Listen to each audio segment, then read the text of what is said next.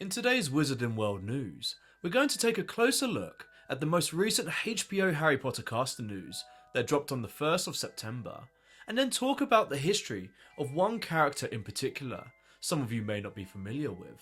But before we do, my name is Jackson and welcome to the Phenix Order, where we discuss all things Harry Potter and the Wizarding World. From news to lore videos and opinion pieces, we've got it all. Make sure to like this video and subscribe to the channel to join the order. He's back! He's back!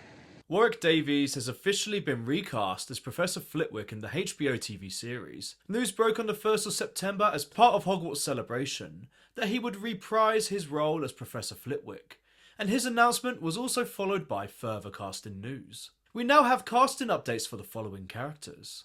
Elijah Oshin will play Dean Thomas. Finn Stevens and William Nash are Draco Malfoy's idiot sidekicks, Vincent Crabbe and Gregory Goyle. Cyrene Saba will play Professor Pomona Sprout. Richard Durden will appear as Professor Cuthbert Binns. And Brid Brennan will play Madame Pomfrey. And finally, Lee Gill will play Griphook. So far, Warwick Davies is the only original actor to reprise his role. Do you think anyone else will? Let me know in the comments below. I've got mixed feelings on it, but if anyone was going to come back, it was always going to be Warwick. Take that as you will. Non-book readers are probably scratching their heads right now at who the flub is Professor Cuthbert Binns. Well, don't worry folks, I've got you covered.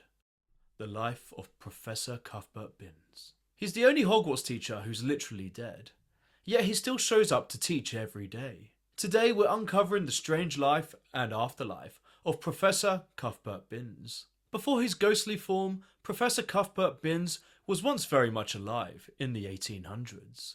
He taught history of magic at Hogwarts for many years and was known for his dry and monotonous lectures. Binns was respected as a scholar, but not exactly loved by his students. Still, he was dedicated to his work, so much so that not even death could stop him.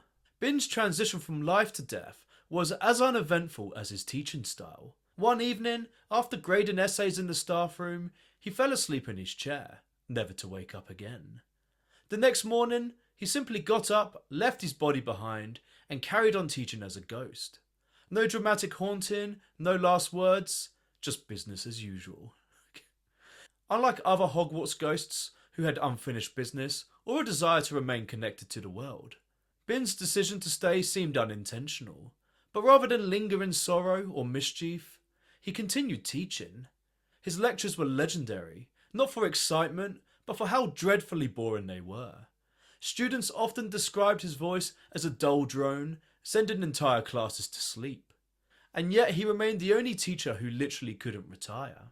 Though he mostly stayed in the background, Binns had one crucial moment in the main story. In Harry Potter and the Chamber of Secrets, he was the one who explained the legend of the chamber itself, reluctantly sharing the tale with Harry, Ron and Hermione when they asked. Even then, he treated it like a silly superstition, rather than a serious threat, showing his disconnection from the urgency of living matters. Cuthbert Binns may not have been beloved, but his presence at Hogwarts was unique. He symbolised the idea that knowledge and academia could outlive even death itself.